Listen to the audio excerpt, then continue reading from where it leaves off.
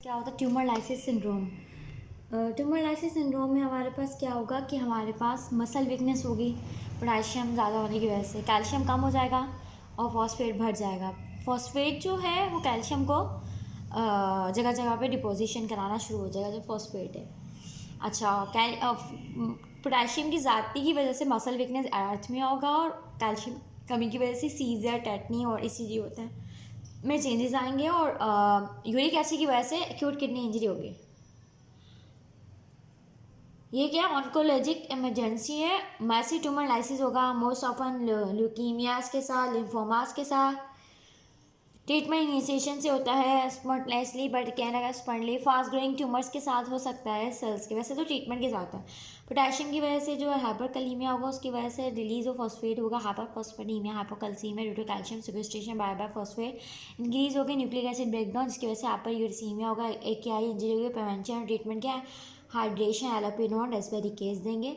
हेमोफेगोसाइटिक lymphocytosis में क्या होगा, सिस्टमेटिक ओवर प्रोडक्शन होगी मैक्रोफेजिस की एंड साइटोरेक्टिव सी सेल्स की, इसकी वजह से फीवर होगा, साइटोपिनिया होगा, हाइपरस्प्लेनोमेगाली होगी। और अच्छा, इसके अलावा हमारे पास क्या होगी, इसमें हमारे पास जो मैक्रोफेज ये एक्टिवेट हो रहे हैं तो हमारे पास क्या होगी, सीरम में फेरेटिन का लेवल बहुत ज़्यादा बढ़ जाएगा, वो उनको जो है ना स्टोर करके रखेंगे। Can be acidity secondary to और स्ट्रॉन्ग इम्यूनोलॉजी का, अगर बहुत ही EBA इन्फेक्शन है, मैलिग्नेंसी है तो मैक्रोफेजिस जो है हमें दिखाई देंगे जो कि फैगोसाइटाइज करेंगे मैरो एलिमेंट के, इसीलिए इसे कहते हैं हीमोफेगोसाइटोटिक लिम्फोहिस्टोसाइट्स।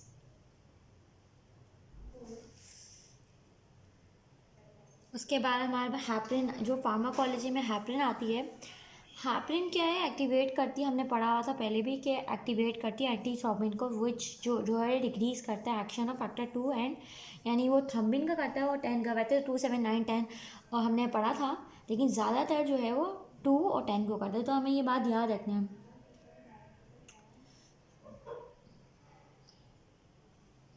अच्छा, इसकी शॉर्ट हाफ लैब होती है जो हैप्रिन होता है।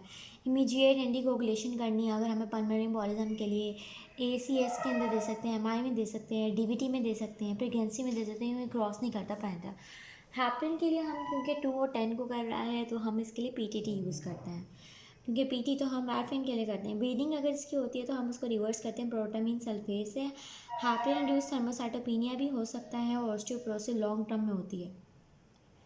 जब हार्पिन इंड्यूस थ्रोम्बोसाइटोपेनिया टाइप 1 होता है, टाइप 2 होता है। टाइप 1 में ये होता है कि माइल्ड थ्रोम्बोसाइटोपेनिया हो रहा है, ये नॉन न्यूमोलॉजिकल है, एकदम खुद ही ड्रॉप होता है, फर्स्ट 2 डेज में होता है, इतना सिग्निफिकेंट है। जो टाइप 2 है ना उसमें एंटीबॉडीज बनती हैं IgG against heparin bound platelet factor, जहाँ पे हैप्रिन बाउंड होता है ना प्लेटलेट फैक्टर, उसके खिलाफ बनना शुरू हो जाती है, जिसकी वजह से 5 से 10 डेज में होता है, ये लेट होता है थोड़ा।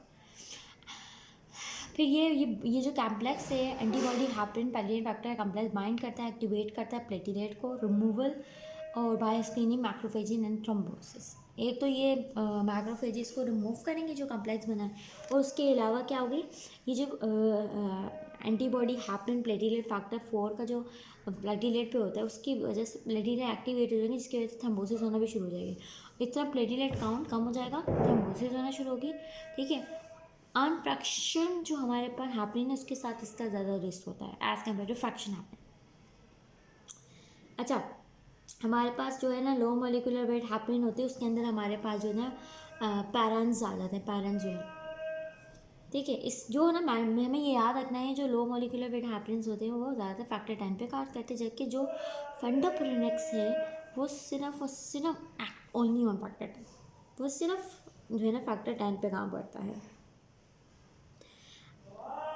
अच्छा, इनकी बायोबिलिटी अच्छी होती है, इनकी लॉन्गर हाफ लाइफ होती है देन एंड फ्रैक्शन हैपन से।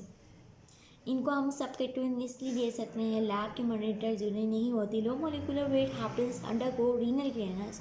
जो लो मोलिकुलर वेट हैपन होती है वो रीनल क्लियरेंस होती है, जबकि जो अनफ्रैक्शन हैपन होती है उसकी हमारे पास हेपेटिक क्लियरेंस है। तो इनको हमें रीनल एफिशिएंसी में देख के देना चाहिए। इनको हमारे पास रिवर्सिबल इजी नहीं होता, जबकि वो हमारे पास रिवर्सिबल इजी था। अच्छा, जो हैपरिन हुआ ना अनफ्रैक्शन, वो 2 और 10 दोनों को करता है, जो पैरोन होते हैं वो हमारे पास 10 को ज़्यादा करता है। ठीक है, इसे कहते हैं लो मोलिकुलर वेट हैपनिंग। इसके बाद हमारे पास वारफेरिन आता है। वारफेरिन जो है इनहिबिट करता है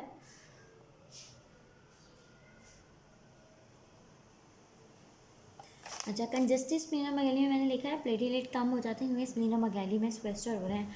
वारफेरिन इनहिबिट करता है विटामिन के पोसाइड रिडक्टेज को कंपटीशन करके विटामिन के साथ 2, 7, 9, 10 जो है प्रोटीन सी और एस हमारे पास यहाँ पे इनहिबिट हो जाएंगे।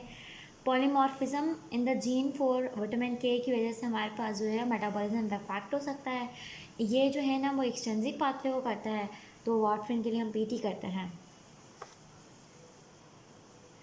क्लिनिकली यूज़ हम क्या करते हैं, क्रॉनिक अगर किसी को एंटीकोगुलेशन करनी है, ठीक है, प्रोफ्लैक्सिस के लिए, प्रिवेंशन ऑफ स्ट्रोक के लिए हम वारफेरिन यूज़ करते हैं AFib में। प्रेग्नेंट वूमेन में नहीं यूज़ करते क्योंकि प्लेसेंटा को क्रॉस करते हैं, पीटी और INR से इसको मॉनिटर करते हैं। इसकी वजह से ब्लीडिंग होती है, ये टेट्राजेनिक होती है, इसलिए प्रेगनेंसी में नहीं यूज़ करते, नेक्रोसिस करवा देता है।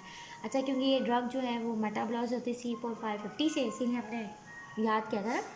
तो ये हमारे पास इंटरेक्शन हो जाते हैं। इनिशियली रिस्क ऑफ एकदम क्या होता है हाइपोकोगुलेशन बढ़ जाती है क्योंकि प्रोटीन सी और एस को ये इनहिबिट करते हैं जो कि एंटी कोगुलेशन है। तो पहले एकदम शुरू में क्या होता है क्योंकि इनकी protein C has a shorter half life, तो हमारे पास देन फैक्टर 2 एंड 10, फैक्टर 2 और 7 में भी हमारे पास शॉर्टर सी।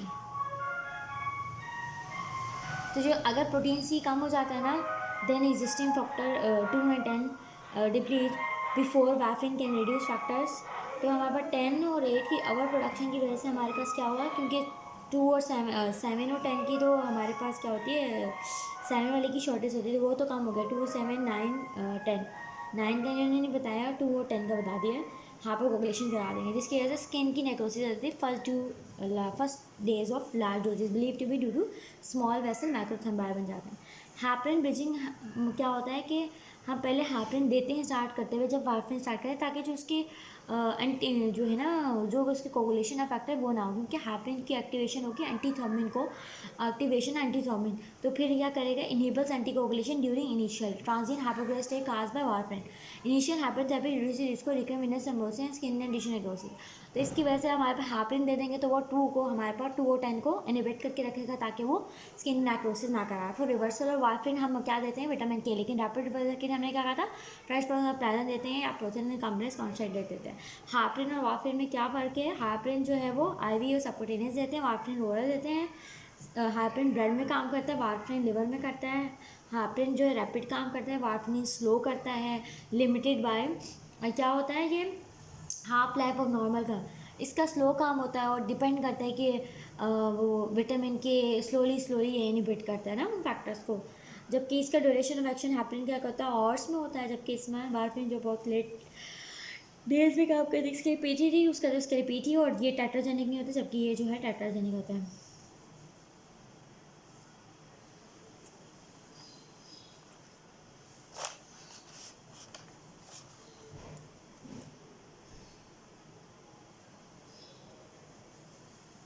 अच्छा इसमें मैंने लिखा है जो हमारे पास डायरेक्ट ओरल एंटीकोगुलेंट हैं उनमें क्या होता है कि वारफेरिन तो हमें वंस डेली देनी होती है ना, जबकि डायरेक्ट ओरल एंटीकोगुलेशन को हम क्या करते हैं, ग्रेटर देन 1 डोज देनी पड़ती है, ठीक है, डायरेक्ट ओरल एंटीकोगुलेंट में। इसमें हमें डाइटरी रिस्ट्रिक्शन नहीं करनी पड़ती है, ठीक है, इसमें लेकिन स्टेबल विटामिन के ट्रीटमेंट रिक्वायर्ड होती है, और इसमें हमें जो भी विटामिन के से जो है ना ड्रग इंटरेक्शन होती है या ड्रग इंटरेक्शन पिफोविटी होती है इसके वारफेरिन में करनी पड़ती है। हमें इसमें की ड्रग इंटरेक्शन बहुत कम होती हैं। इसके अलावा मॉनिटर INR हमें नहीं करना पड़ता है। अच्छा कंबाइन करने में कोई प्रॉब्लम नहीं होती। इसमें क्या होता है, कोमॉर्बिड से कोई प्रॉब्लम नहीं, सॉरी ये लिखे कोमॉर्बिड, यानी रीनल हो हेपेटिक फेलियर हो वारफेरिन में कोई फ़र्क नहीं पड़ेगा। लेकिन रीनल फेलियर में हमारे पास अगर हमने यूज़ किया डायरेक्ट ओरल एंटीकोगुलेंट्स को, तो ये तो यूवर्ल्ड में आया हुआ हमारे पास, ठीक है। इसकी ब्लेस वेरिएबिलिटी, बस ये जो ड्रग ऑफ ओरल एंटीकोगुलेंट है ना, इसकी वेरिएबिलिटी इतनी ज़्यादा नहीं होती, ठीक है, जबकि वारफेरिन की वेरिएबिलिटी बहुत ज़्यादा है। ओरल है ना तो इसकी वेरिएबिलिटी ज़्यादा है नहीं है, इसकी वेरिएबिलिटी वारफेरिन की ज़्यादा है, जबकि ओरल एंटीकोगुलेंट कम की।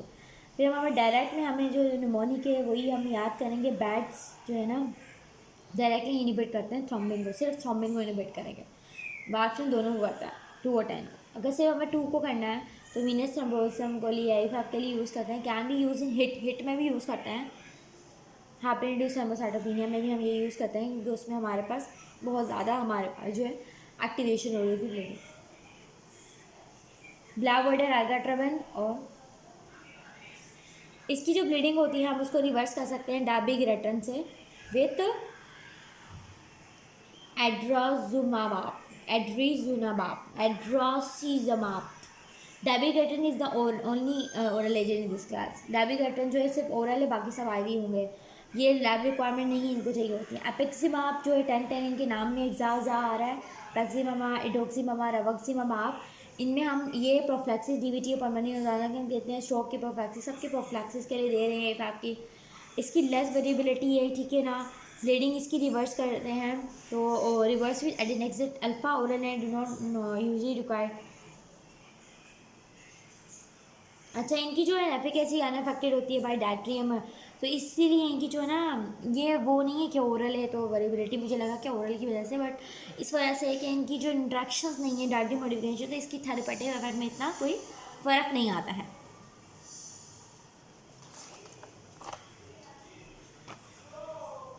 हैपरिन के लिए हम एंटीपोटामिक सल्फेट देते हैं, तो positive charge peptide bind negative charge heparin. ये खुद पॉजिटिव चार्ज होता है, नेगेटिव चार्ज हैपरिन से बाइंड करके काम करेगा। आ सकता है मैकेनिज्म वार्फरिन के लिए विटामिन के स्लोक के लिए, प्रोथम्बिन कम्प्लेक्स और फ्रस्टोप्लाज्म टेस्ट के लिए, डेबिगेट्रिन के लिए हम देंगे एड्रोजक्सिमाब जो कि मोनोक्लोनल एंटीबॉडी फैप फ्रैगमेंट है। डायरेक्ट फैक्टर 10 इनहिबिटर्स के लिए हम एडिनेक्सिट अल्फा देते हैं। रिकम्बिनेंट मॉडिफायर फैक्टर 10 जो है वो इनएक्टिव रह देता है इसको। तो सब के लिए हमारे पास कोई ना कोई इनएक्टिवेटिंग फैक्टर है। एंटीप्लेटिलेट्स कैसे काम करते हैं? All work by decreasing platelet aggregation.